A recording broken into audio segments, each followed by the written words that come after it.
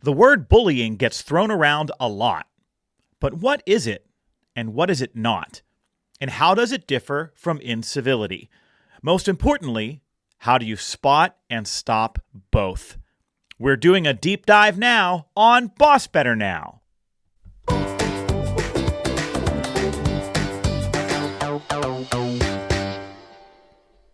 You're listening to BossBetter Now. This show is sponsored by Joe Mull and Associates. Now here's your host, speaker and author, Joe Mull. Hello again, Boss Heroes. Welcome back to our show, which aspires to give you insight, advice, humor, and encouragement to create the conditions at work for people to thrive. I'm so glad you are with us yet again, and I am super excited about the very special piece of content that I am going to share with you in this episode.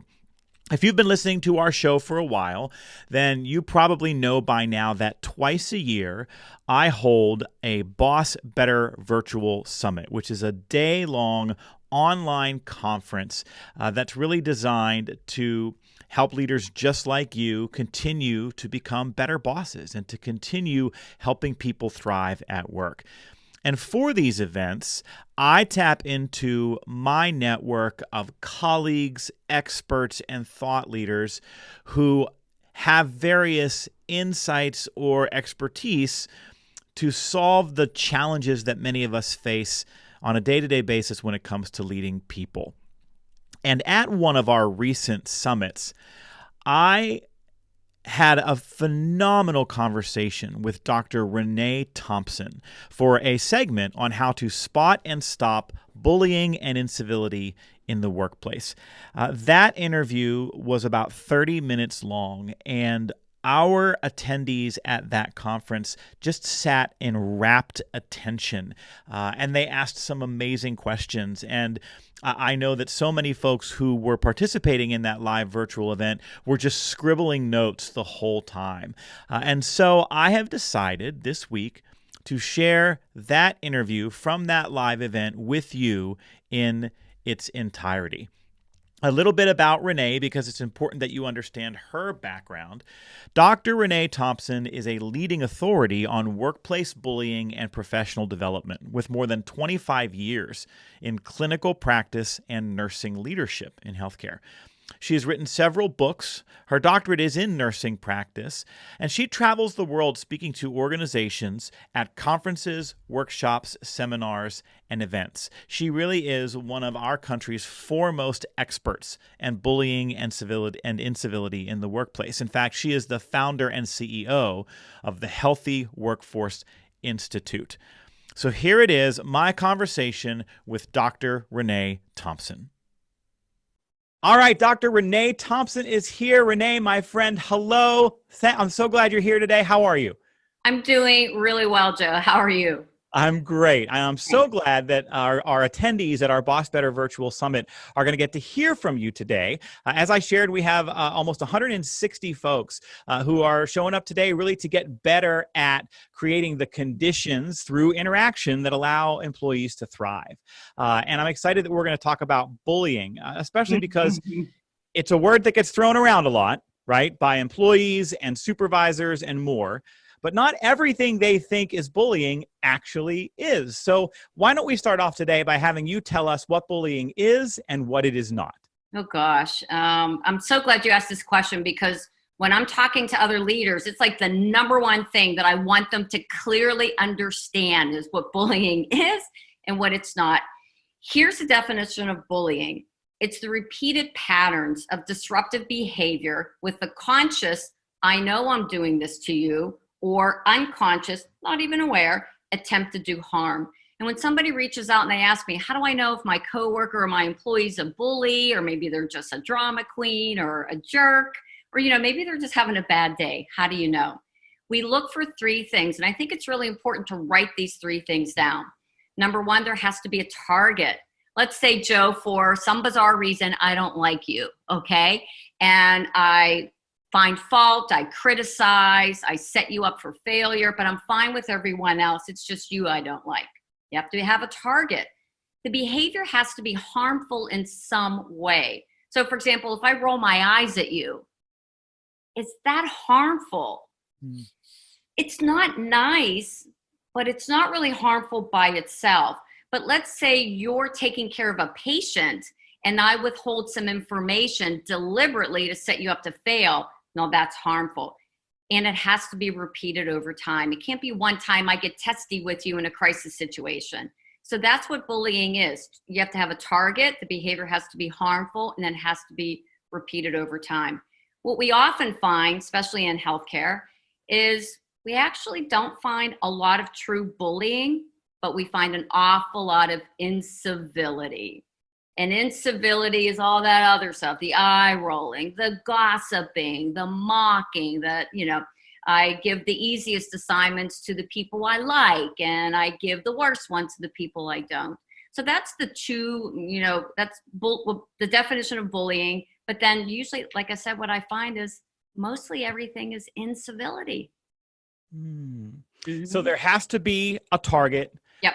The behavior has to be harmful, and it has to be repeated over time. Yes. Okay. So what is the most likely ways that these kinds of issues, when there really is bullying taking place, are going to come to the surface? Because we know that not a lot of employees speak up, right? Does someone else have to notice? Is this going to go on unaddressed unless the boss notices? How does this come into awareness so that we can deal with it? It can happen sometimes right under the boss's nose, that the boss might not know what's going on, especially when we take a look at behavior and really whether it's bullying or incivility, it's all disruptive. It's all a distraction to the work, and it all needs to be addressed. But we don't actually see as much of that overt yelling, criticizing, cursing, especially in front of the boss, but even, in just the patient care areas, that's almost easier to address. But what we often find is all that covert stuff. It's easier for the boss to know that overt bullying is happening. There's yelling, there's criticizing, all that stuff. But a lot of it shows up in those subtle, covert, undermining, passive aggressive, and therefore the boss sometimes doesn't know. But there's always clues. All bad behavior leaves clues over time. The first thing that I would do is just to start paying attention. Start paying attention, like out in your department, especially as people start their shift. And if there's any kind of handoff of report, how they hand off reports, start paying attention to people's body language and how they react to other people. Also, look at the data. What's your retention rate? Because we know when people are dealing with bullying and incivility, over time, they will leave you. So if you have a high turnover rate, chances are there's a behavioral problem. And then there should always be some type of anonymous, objective way to collect information about the relationships the employees are having with each other. A lot of organizations already have standard surveys. I mean, we have our own survey that we share with people, but there's usually some survey or some opportunity to collect information from employees about how they're treated by each other. That's such a important point that I don't want to gloss over.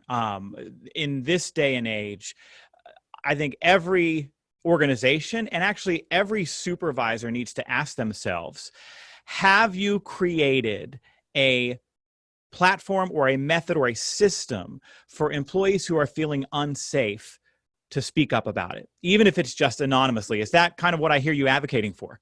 Absolutely. And, I've had some discussions, arguments with people in a human resource role where they say, no, it can't be anonymous. How are we supposed to help them if they're not willing to put their name on it?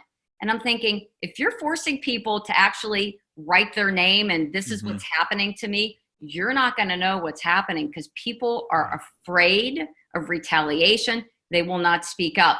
But let's just say you hear a lot of reports about this one department, this one clinic, physician's office that's getting very similar complaints, so that it's not just a one-time thing. Somebody gets annoyed and they're going to call in a hotline and complain, but you're noticing a pattern of behavior.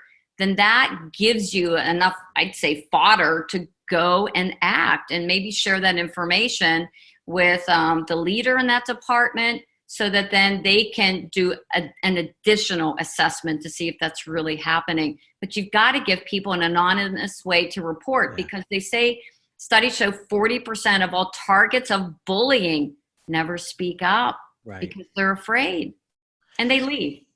Right. And you know, for all the folks who are watching our conversation right now, I want you to recognize and think about your number one job is to keep people safe in the workplace. And if you came to work for me tomorrow, I would be looking at you and telling you that more than anything else, I want you to know that you could come to me with anything, and that if you in any way, shape, or form feel unsafe at work, you can come to me and you can tell me that, and you can tell me as much or as little as you want to, and we'll figure out where to go from there. And if it starts with you sliding a note under my office door, then so be it, and we'll just work on it from there.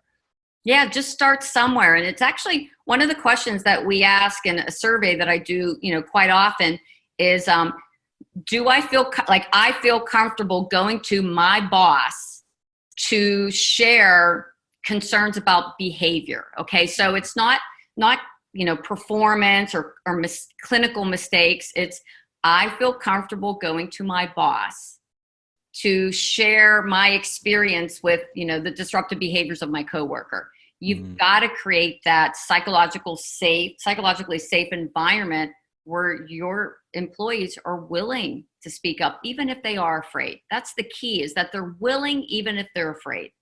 Yeah. So many of the folks listening to this have read my book, No More Team Drama, and have heard me speak a lot on reducing team drama in the workplace. And one of the cornerstone behaviors that I talk about, and I know that you talk about this in a lot of the work that you do as well, is assuming good intent and going to the source, right? If you're frustrated or bothered by something that a coworker says or does, we should ask ourselves, what would make an otherwise good person act that way? And I should go to them and say, hey, this bothered me. Let's have a conversation.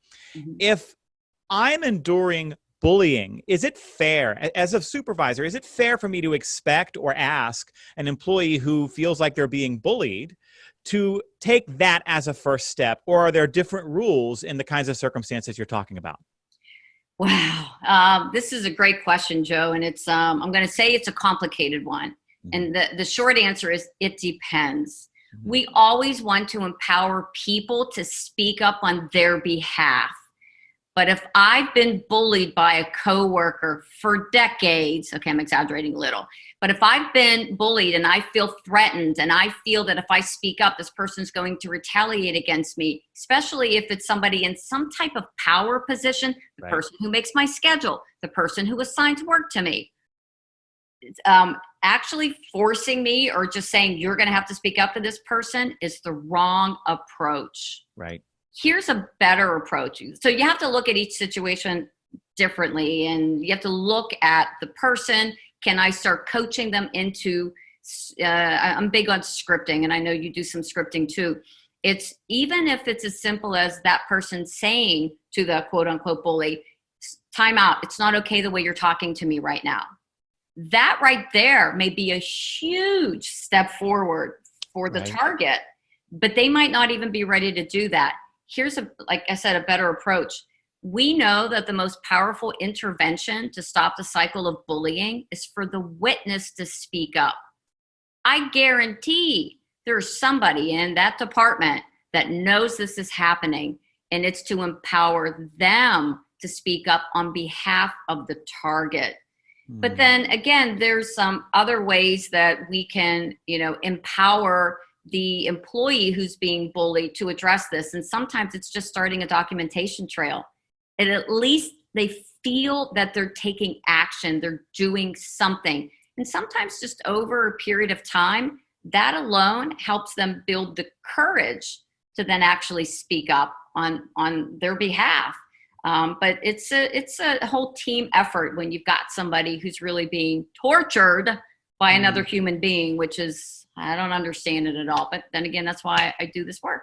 Right. There are two really powerful takeaways I just want to make sure that our viewers are writing down and making note of. I loved the scripting that you just gave where you said, time out, how you're talking to me right now is not okay.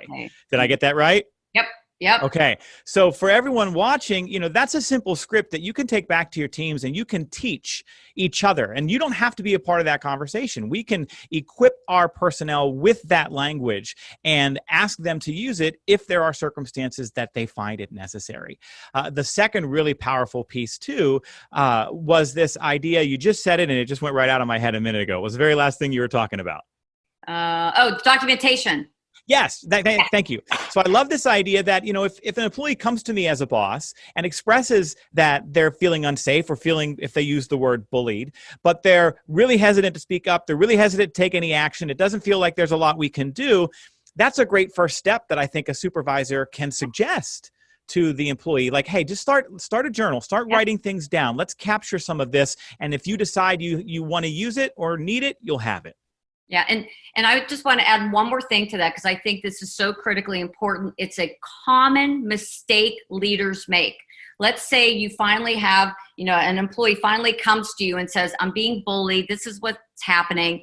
And the manager says, can you document that? I'm not writing anything down. We have the tendency to say, well, then don't come to me. If you're not willing to do your part, then I can't do my part. That is the worst mistake you can make because the behavior is still going to happen. Now you're not going to know about it because you've just pushed it underground. So here's what you say instead. It's okay, but you know what? Why don't you just start, like you said, a documentation trail, and I want you to keep coming to me. When you keep coming to me, because then as the leader, you're going to use it as a coaching opportunity, but it's encouraging them to document it. And then guess what? When they leave the room, then you document it, okay? Right. You can start a documentation trail too. And most of the folks who sign up for something called a BossBetter virtual summit, they're we're preaching to the choir a little bit, right? Yeah. They love their employees. They want to show up in the healthiest possible way. They're protective of them. And if they hear that someone is suffering in some way, it might be the kind of circumstance where they want to go to the bully or to the accused person and pull that person in and say, hey, listen, we need to have a conversation about how you're showing up. Is that the right thing to do? Is that an appropriate first step? Should the boss sit that one out? What say you? Yeah. Here's what I think is a better approach, because what happens is if an employee comes in and says, this person treated me this way, I'm not willing to document. The other thing that leaders do is says, well, I'm going to go talk to them. Mm-hmm. And they say, no, don't say anything. If they find out it was me, they're going to make my life a living, HELL. So I think a better approach is to start, and this is one of my best strategies for cultivating a healthy workforce, okay? A professional, respectful, supportive workforce culture. And that is to set behavioral expectations as an entire team. It's getting everybody's input and ask the questions, how do we always want to be treated in this space? How do we never want to be treated in this space? And then you gather a list of, you can call them department norms, that this is how we treat each other here. Because once you have that, and here's the thing, don't make people sign it. Please do not make people sign it. Signing a piece of paper never changes behavior. If it did, I wouldn't have a growing company on this, based on this problem. Just sign a piece of paper, code of conduct. Oh, we're good. It's the right thing to do is, I always say, adult professionals. Now that you have that, when you hear about behavior, disruptive behavior from someone, you can pull that person in and say, hey, this was brought to my attention that, and then you show on your department norms where they sort of violated the norms. And I always start by saying, what happened? You didn't honor our agreement. And then what happened? You engage in conversation. If it happens again, now you say, okay, now you violated it. Not okay. But it's not what I, as the boss, say. It's what we, as adult professionals, agree to. Because now I have something that I can use. And it's not just the one target who complained about that bully.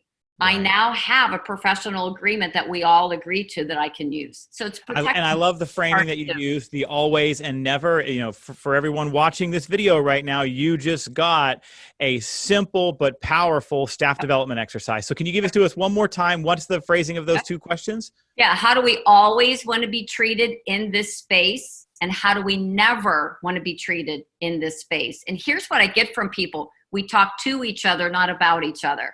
Yeah. We help each other no matter what. We give and receive feedback, okay, so that we can continue to improve as professionals. Like there's just a lot. And then you take those and you spin them into commitment statements. And how would you encourage folks to execute that dialogue? Are people gathering all in a room together when we are allowed to do that safely for that kind of open discussion? Are you asking people to anonymously or privately submit their answers to that question? I'm sure people have done it different ways. What have you seen and what do you like? Well, it's funny. I've always done this in person with my clients. We're working in departments doing the consulting, but I've had to do this now virtually. And I kind of like the virtual because people could type in some anonymous things and we actually had a better discussion. I was like, oh, maybe there's a, silver lining. There's some keyboard safety, keyboard courage, right, that you get sitting behind the monitor. But personally, I like to be in a room with people and I always start with intent. Everything should start with intent. Our intent is to be very intentional about the culture we're creating here. Because, culture happens all by itself. Mm-hmm. You want to be intentional about the type of culture you want to create in your space. Because it's kind of one of those things where the organization as a whole may have their mission, vision, and values and codes of conduct and all those things. And that's great. Serious. It's important. Right. People care most about what happens in their department. Mm-hmm. So we're going to make sure that we're intentional about that. And then you say, we want to create, and you always start with a positive, professional, supportive, respectful. People want to feel nurtured. They want to have a good experience here. We want this to be a great place to work. Yep. So what does that look like? So yeah, that's how you start. So, No, you're fine. You're fine. I'm attempting to pack in as much of you as I possibly can in the limited time that we have together. And I find myself going, okay, I know many of the folks watching us right now have bullies and they know they have bullies. And maybe like you implied earlier, it's an entrenched thing and it's a legacy employee that has been there. And some of these folks are working in clinical environments. Some of these folks are working in office environments. If I'm a boss and I know that I have a bully, what steps should I take beyond some of what you started here, right? You mentioned some of those first conversations and looking at some of the expectations that are already in place, but maybe we've tried that. Maybe we've addressed some of those bad behaviors before. Can this person be saved? Can they be rehabilitated? Where do we go? This is what I find a lot. This person's been here for decades. They're toxic. They've been bullying people. They tend to be your most competent employee, for one thing. But people complain about this employee all the time. I always ask, has anybody actually sat down and had an honest conversation with this employee? You'd be surprised. A lot of times the answer is no. So that's where it starts. I would schedule a meeting, sit down with that employee, face to face. Don't have your desk in front of them. Okay. Face to face, chair to chair, and say, look, you've been here for a really long time, 20 years, 50 years. It doesn't matter, 2 years. Okay. You're one of our, always start with where they do really well. You're one of our best technicians. And then be specific as to what that means. Like, why are they the best? What do they do that's so great? But the way you treat people is not okay. It's got to stop. And you're going to want to give examples. Okay. So you got to do your homework before you have this conversation. Right. You got to do your homework. You got to get crystal clear on the behaviors, because you can't just call somebody, you're such a bully in this department. Worst thing that you can do. Say the way you treat your coworkers has to change. And here are the things that I never want to see from you again.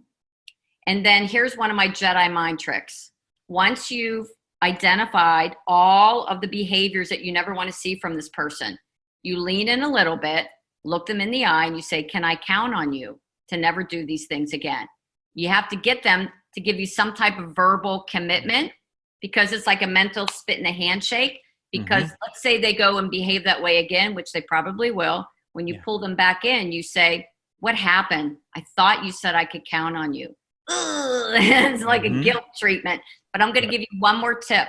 Yeah. Before you have that conversation, go to HR and let HR know you're having that conversation. Because the first time you address this person's behavior, they're going to go to HR and claim that you're bullying them. Happens all the time. Yep, absolutely. So And I love the question, can I count on you? We call that in our feedback training, we call that an accountability question. That you don't lock in the effectiveness of that feedback conversation until you ask an accountability question. So I love that. I hope everyone wrote that down. Before we finish, Renee, because I know there are at least 2 other questions I want to ask you. We have 2 prizes that we're going to give away to our BossBetter Virtual Summit attendees. We are going to get 2 of your Be Kind packages. So why don't you, you're wearing the button. Why don't you tell everybody about what the Be Kind packages are and where they can get them, and then we're going to give them away. Okay. The Be Kind package, I actually initiated this as another way to eliminate cruelty in healthcare. And I came up with the button because I worked with a nurse leader who always wore blue scrubs, a pearl necklace, and pearl earrings, and it looked weird. So I said to her the one day, Lisa, why do you wear pearls and scrubs? And she says, well, anytime I'm wearing pearls, they remind me to always be a lady. And she says, I think somebody's going to have a hard time being mean to me if I'm wearing pearls. Wow. So when people are wearing these Be Kind buttons, it reminds them to be kind. And when somebody is looking at you wearing one, I think they're going to have a harder time being mean to you if you're wearing a Be Kind button. Let's hope so. You get the Be Kind buttons. You get some note cards that basically are thanks for making a difference in my life. Okay. And then you get a tip sheet that's 50 ways to spread kindness at work.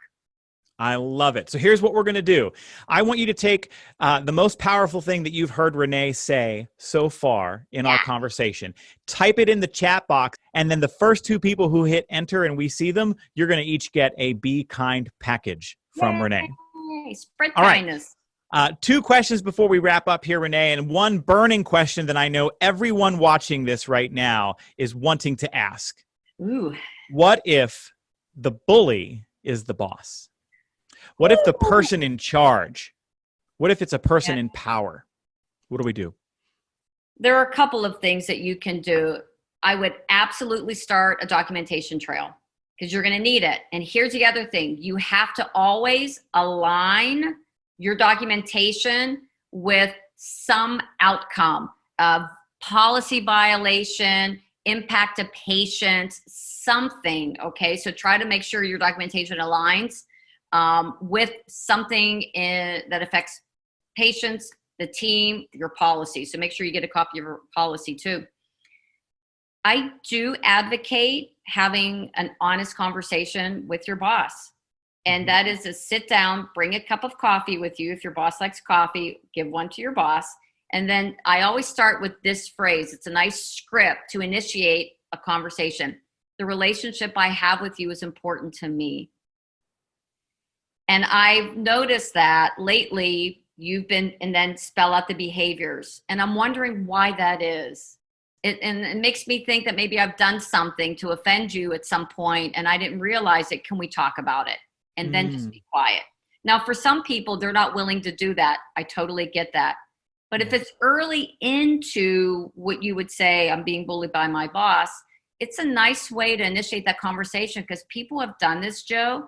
And it's actually turned into a very positive experience. Right. Like, oh my gosh, I'm so sorry. I've been like, there's a reason. Mm-hmm. You can go above your boss and talk to their boss. You can file a complaint with HR. And sometimes I've actually recommended that people leave. Right. When it's gotten that bad where it's affecting your health and you've done your part, I advocate. You got one precious life.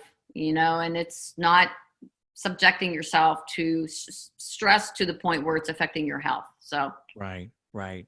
Well, a lot of good options in there. Thank you so much for that information.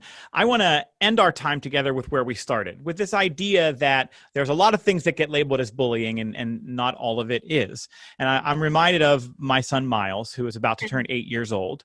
And every time he's hungry, he stops. And in the middle of the room, he goes, I'm starving. Right? He uses the most extreme description to talk about what is maybe an everyday or not all that uncomfortable situation. And it just makes me wonder, is it harmful that people are overusing the word bullying or labeling a lot of behaviors that as bullying that aren't? Is that harmful? How do we get our teams to use that label properly? Does it matter? Are there issues with people crying wolf around bullying when maybe that's not what's actually happening? There's a lot in there for you to unpack, so I'm just going to let you go. Yeah, I actually think it is harmful. And it's harmful from the perspective of it minimizes your opportunity to change that. Because if we just call people a bully, or if we just say we're bullying, I always say, what does that mean? Because if you're telling me, oh, she's bullying me, I don't really know how to address that, do I? Right. But if I say, when I'm handing off a patient to this person and they refuse to take report from me, or they leave a room a mess for me and I have to clean it up, or they yell at me in front of patients, now that's something I can address. But when you say bullying me or you're a bully, that's not helpful. And what it does is just keeps it perpetuating over and over again. So we got to get crystal clear on what the behavior is, because we can address a behavior. You can't address a bully. Right. And there's this idea too that if we keep naming this, if we keep labeling it in this way, then we don't get to have a conversation with people about resilience. We don't get to have a conversation with people about sorting through things in an emotionally intelligent way, right? Not everything is bullying. Sometimes people are just had a conversation that didn't feel good, right? And they need to walk away and do some examination of themselves around that as well. Exactly. All right. So I like to ask this at the end of some interviews and conversations. What did I not think to ask you about, Renee? Is there anything else you want to share with our attendees today? Yes. One of the common mistakes that leaders make too, and I'll throw this in there, is that they think that just having one conversation with an employee solves the problem. And yeah, I hear it all the time. A leader finally gets up the courage to have the honest conversation with their, most toxic employee. And they're like, oh, I did it. I talked to that employee. I'm done. I never have to go through that again. Wrong. You need to keep having that conversation and say to that employee, and we're going to meet next week. Like after I've done the whole, can I count on you? We're going to meet next week and the week after. So one conversation does not change behavior. Unfortunately, I wish it did. Okay. Renee, where can our attendees go to follow you, to keep in touch with you, or to learn how to work more directly with you? Yeah, super easy. Just go to healthyworkforceinstitute.com. And we have a plethora of resources. I'm a big blogger. I have numerous articles under the resource section. If on my homepage, if you scroll down to the bottom, we have a brand new resource called 8 Ways to Stop Unprofessional Conduct, with a ton of scripts in there for people. It's free. They can download it. So yeah, just hop on my website and check it out. And everybody can go back to their teams and start by having a conversation about what bullying is and what it isn't. There's a target. It has to be harmful. It has to be repeated. And maybe even if we do just that, we can cut down on some of that over-labeling and that harmful dismissing of how people are showing up. Yep, absolutely. Well, Renee, thank you so much for being here today. It's been an absolute pleasure. And I hope we get to have you back again at one of these soon. Yay. Thanks for having me, Joe. Bye, everyone. So there you have it, friends. That interview with Dr. Renee Thompson on bullying and incivility is still one of the favorite interviews I've ever done. And oh, by the way, if you want to make sure that you get pre-sale 50% off tickets to our next BossBetter virtual summit so that you can be a party to those conversations and those experts live when we share them with the world, then you're going to want to text the word Boss Hero to 66866. That's Boss Hero, all one word, to 66866. Twice a month, I publish my BossBetter email newsletter, and we share lots of articles and tips and tricks and insights on how to boss better. And those VIP tickets go first to the subscribers to that email. So just text Boss Hero to 66866, and you will not miss the next announcement for our next BossBetter Virtual Summit. In the meantime, thanks for listening this week. We'll see you next time.